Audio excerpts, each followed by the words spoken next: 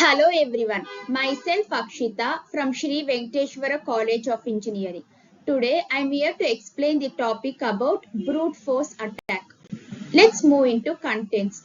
Contents, introduction, how brute force attacks work, types of brute force work, key factors affecting brute force, steps to prevent brute force attack, conclusion. Introduction. A brute force attack is a trial and error method used by attackers to crack passwords, encryption keys, or other authentication mechanisms. It systematically tries every possible combination of characters until the correct one is found.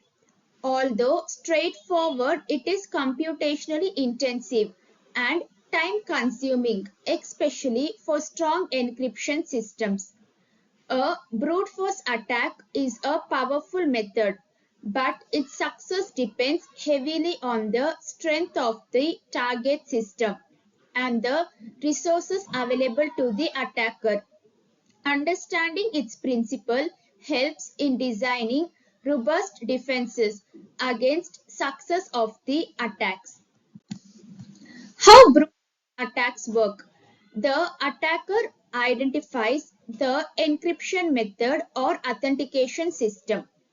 A tool or script is used to try all possible combinations, that is, letters, numbers, symbols in sequence. The process continues until the correct password, key or token is found. Manually guessing login credentials without using any software. Using trial and error to guess information such as usernames and passwords. Checking all possible passwords and passphrases until the correct one is found. Breaching networks and launching privilege explanation attacks. So this is how the brute force attacks work. Now let's look into types of brute force attacks. There are many types of brute force attacks. Let's look into them in detail one by one. So there are various types of brute force attack methods that allow attackers to gain unauthorized access and steal user data. First one is simple brute force. This is, it tries all possible character combinations. These attacks are very simple because many people still use weak passwords such as password 123 or 1234 or practice poor password etiquette such as using the same password for multiple websites. Passwords can also be guessed by hackers that do minimal reconnaissance work to crack an individual's potential password, such as name of their favorite sports team. Next, dictionary attack. So this is also a type of brute force attack.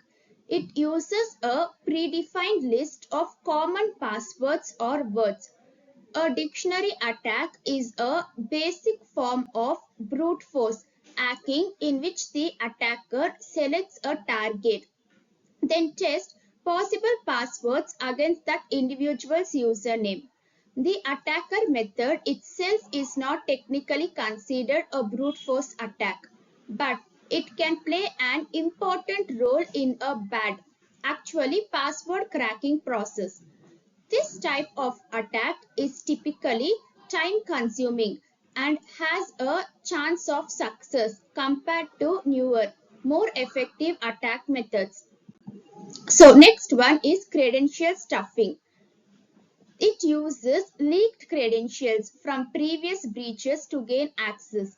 Attackers collect username and password combinations they have stolen, which they then test on other websites to see if they can gain access to additional user accounts. This approach is successful if people use the same username and password combination or reuse passwords for various accounts and social media profiles.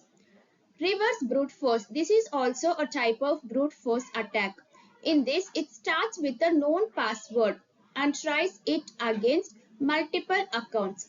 A reverse brute force attack sees an attacker begin the process with a known password, which is typically discovered through a network breach. They use that password to search for a matching login credential using list of millions of usernames. Attackers may also use a commonly used weak password such as password 123 to search through a database of usernames for a match. Next one is hybrid attack. It is also a type of brute force attack which combines both the dictionary and the brute force techniques. A hybrid brute force attack is when a hacker combines a dictionary attack method with a simple brute force attack. It begins with the hacker knowing a username, then carrying out a dictionary attack and simple brute force methods to discover an account logging combination. The attacker starts with a list of words, then experiments with character, letter, and number combination to find the correct password. These are some of the types of brute force attacks. Now, let's see key factors affecting the brute force attacks. The key factors affecting the brute force attacks are password complexity, encryption strength, processing power, and rate limiting. Password complexity. Stronger random passwords are harder to guess. Encryption strength. Modern algorithms like AES 256 are virtually immune to brute force due to computational infeasibility. Processing power. The attacker's computational resources, example GPU or botnets. Rate limiting. Systems that lock accounts after multiple failed attempts. Threat brute force attacks. How to prevent brute force attack? To protect your organization from brute force password hacking, enforce the use of strong passwords. Never use information that can be found online. Have as many characters as possible. Combine letter, number, and symbols. Avoid common patterns. Be different for each user account. Change your password periodically and use strong and long passwords. These are some of the ways to prevent brute force attack. Now, conclusion. In conclusion, a brute force attack is a fundamental yet significant threat in the cybersecurity landscape. Understanding how it works is the first step towards implementing measures to defend against it. The key takeaway is the importance of a robust password policy.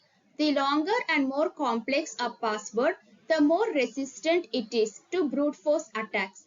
Brute force attacks are one of the simplest yet most persistent methods of breaking authentication mechanisms or encryption systems. So, this is all about the brute force attacks. Thank you.